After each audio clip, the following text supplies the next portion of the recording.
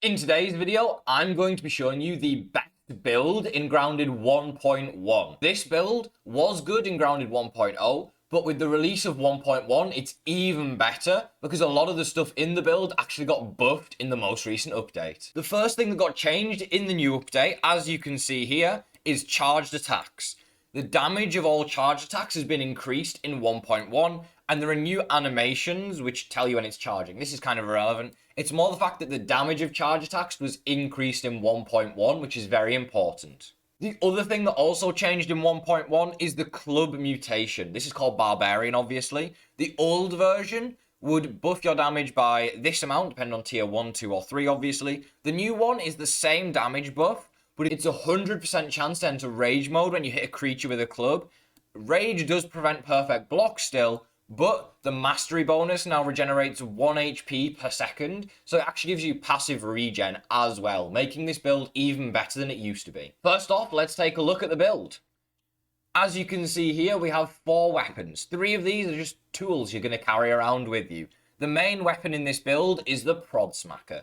Obviously, I recommend you get this level 9. If you're trying to get this item, you will need to complete every mixer in the game. So this is like a proper end game build in Grounded. You're going to have to do most things in the game to get to this. The tools here are just a representation of tools you might carry around with you in Grounded.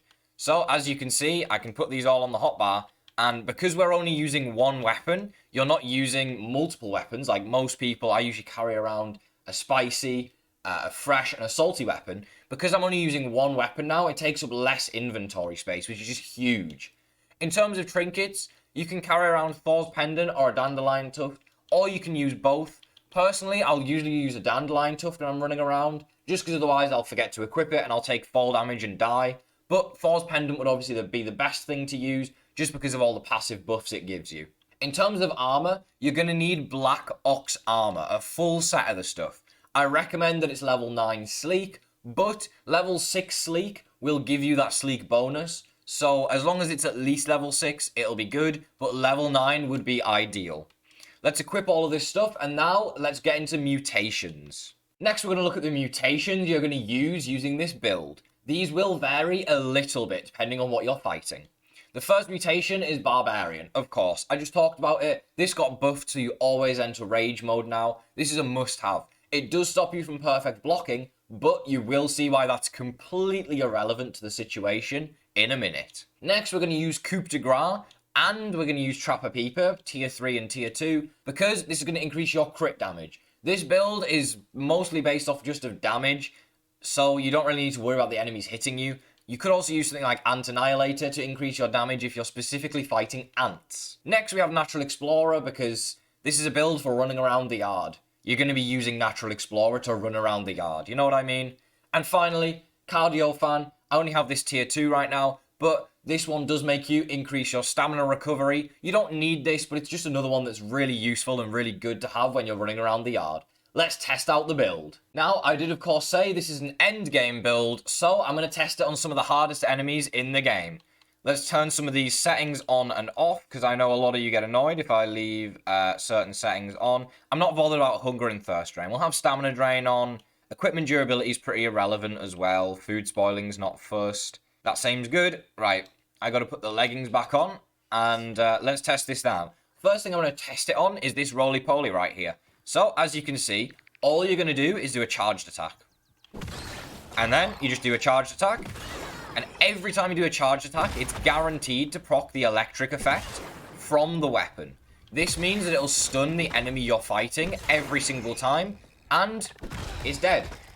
The reason we're using Black Ox armor, obviously, is because it speeds up the charge time of charged attacks. And since they buff the damage charged attacks do, this is even better than it used to be. You know, it's always been a good build, but now it's even better. We got a Fire Ant here. I managed to get my charged attack off before he could hit me. So, it's game over for the Fire Ant. And he lost. GG's. Oh, another Fire Soldier Ant. Let's get rid of this guy. Oh, he got his attack off on me. God damn. Well, it's a good thing I'm running Barbarian, isn't it? Because that's just going to heal me straight back up straight away. Look at that, chat. Oh, my lord. I literally had to check that we're on Woe difficulty because he did like no damage to me there. I genuinely thought I'd put the wrong difficulty on or something. Okay, we got some ladybirds here. Let's take out these ladybirds and test out this set yet again, you know? There are 2 of them, so it might pose more of a threat. Although it seems like only one of them's going to have to see me. Yeah, just look. Like, what are they supposed to do? They're stunned the entire fight. And they're dead. Next ladybird. Now, the one problem with the build, obviously, being you can't perfect block once your barbarian's activated. So if the enemy does attack first, just try and get that first perfect block in. But as you can see, even though I took damage, I'm now regenning all that health back up because of the barbarian effect. And it didn't even give the ladybird a chance to attack. There should be a Black Ox Beetle over here. There is. Let's take on the Black Ox Beetle. Look at him. He's gonna do his little attacks. Is he gonna throw a rock? No? Okay, so as I said, you just want to block the first attack before that barbarian kicks in. Now that the barbarian's kicked in though, it's over for the Black Ox. He's got no chance. It's gonna be stunned for the entire fight. Every time you do a charged attack, it procs the electricity, and every time you hit with the electricity, it stuns the enemy. So the Black Ox Beetle had no chance, and the Fire Ant thought he could sneak up on me. But because of the electric charged attack, it actually also hits all nearby enemies as well. So it's not just stunning the Black Ox, it's stunning any enemy that comes and tries to attack me in the back. Now I'm going to move on to a little bit of an obscure case, which is different. Next, I'm going to show you the obscure case, the case where you shouldn't use a certain part of the build. This is the Barbarian mutation. There is a certain enemy in the game you don't want to use it against, and that is the Black Widow. And I'm going to show you why you don't want to use it against the Black Widow. It's mostly because the Black Widow actually attacks too fast, basically. Is the best way I can put it. The Black Widow just attacks too fast. So you don't want to use the mutation if you're specifically... Oh god, there's a lot of Widowlings. If you're going to fight the Black Widow, you do not want to use the Barbarian mutation because it stops you from perfect blocking. How many Widowlings are there, man? I'm taking a lot of damage from this, aren't I? I'll be fine, don't worry. Yeah, so when you're fighting the Black Widow, when you do a charged attack, it takes too long to do another one. The Widow has some attacks which will actually be able to attack in between your attacks. So, what you're going to do against the Widow, we're still going to do charged attacks, but you're going to block in between, which means that you're going to not have Barbarian on because it stops you from blocking and you'll get rolled by the Widow. So, let's go into it and let's see if I can kill a Widow.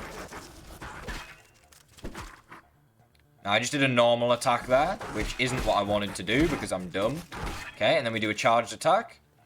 It's about noticing when the Widow's going to do an attack that you have to block. Like that one there, I couldn't quite get the charged attack off in time, but sometimes you can. And the perfect thing about this is the stun from the club is so high that there's a good chance you end up stunning the Black Widow throughout the fight. I probably could have got my charged attack off there, I'll be honest.